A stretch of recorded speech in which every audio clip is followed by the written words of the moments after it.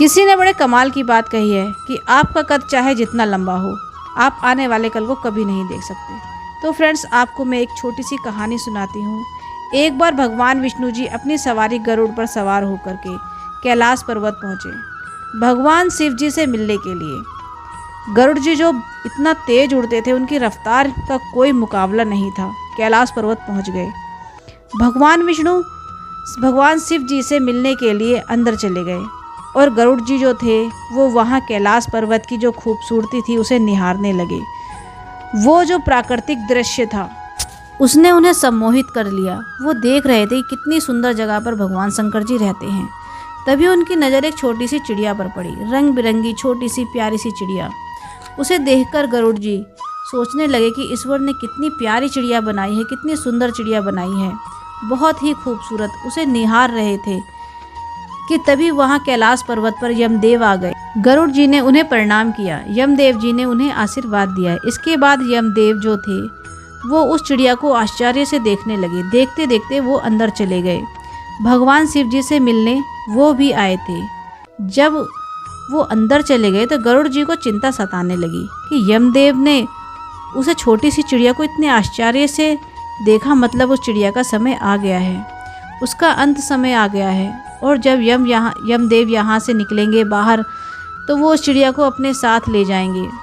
मुझे इस चिड़िया को बचाना होगा। यही थॉट लेकर के गरुड़ जी सोचने लगे, क्या करूँ। उनके मन में एक विचार आया। पंजे में उन्होंने उस छोटी सी चिड़िया को दबाया और कैलाश पर्वत से उड़ गए। हजारों कोस दूर आ गए वहाँ से। जैसे मैंने बताया था कि रफ्तार बहुत तेज़ थी।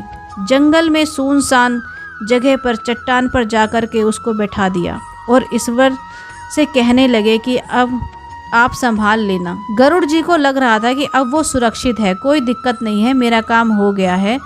फटाफट वो वापस वहाँ से उड़े और कैलाश पर्वत पहुँच गए। कैलाश पर्वत पर जब वो पहुँच गए तो गरुड़ जी अब शांति से पर्वत को निहारने लगे।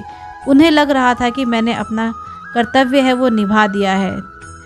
तभी वो जो बैठक थी वो ख़त्म हो गई। यमदेव बाहर निकले। जैसे ही यमदेव बाहर निकले, यमराज जी को फिर से गरुड़ जी ने प्रणाम किया और पूछने लगे कि एक बात बताइए, वो जो आप अंदर जा रहे थे तो वो छोटी सी चिड़िया जो रंग बिरंगी चिड़िया यहाँ बैठी हुई थी उसको आप आश्चर्य से क्यों देख रहे थे। तो यमदेव ने कहा कि मैं उसको इसलिए आश्चर्य से देख रहा था कि उसे देखते ही मुझे ज्ञात हुआ कि इस चिड़िया का अंत समय आ गया है, लेकिन उसकी मृत्यु यहाँ कैलाश पर नहीं होगी। उसकी मृत्यु यहाँ से हजारों कोस दूर सुनसान जंगल में एक चट्टान पर जब ये चिड़िया बैठी होगी तब एक सांप इसे खा जाएगा। इसकी मृत्यु वहाँ होगी। मैं जब अंदर जा रहा था तो यह सोच रहा था कि यह चिड़िया यहाँ से हजारों कोस दूर कैसे पहुँच जाएगी इतने से कम समय में। इसका समय तो आ चुका है। अब यह चिड़िया यहाँ नहीं दिखाई दे रही। इसका मतलब उस चिड़िया की निश्चित मृत्यु हो चुकी होगी। ऐसा बोलकर यम वहाँ से चले गए और गरुड़ जी यह सोचने लगे कि ये मैंने क्या कर दिया।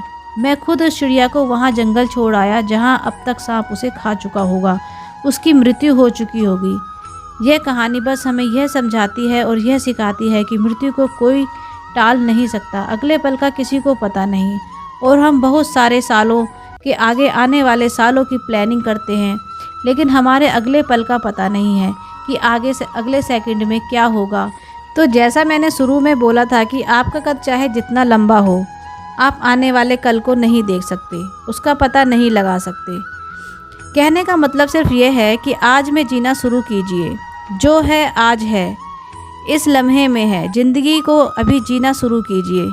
अच्छे अच्छे लम्हों को अपनी ज़िंदगी में लाना शुरू कीजिए। अच्छा काम करना शुरू कीजिए ताकि आने वाला कल भी शायद अच्छा रहे। तो फ्रेंड्स, आपको मेरी वीडियो कैसी लगी कमेंट में ज़रूर बताएं और वीडियो को लाइक करें, शेयर करें और अगर मेरे चैनल पर आप पहली बार आए हैं तो चैनल को सब्सक्राइब कर दें और बेल आइकन को प्रेस करना ना भूलें।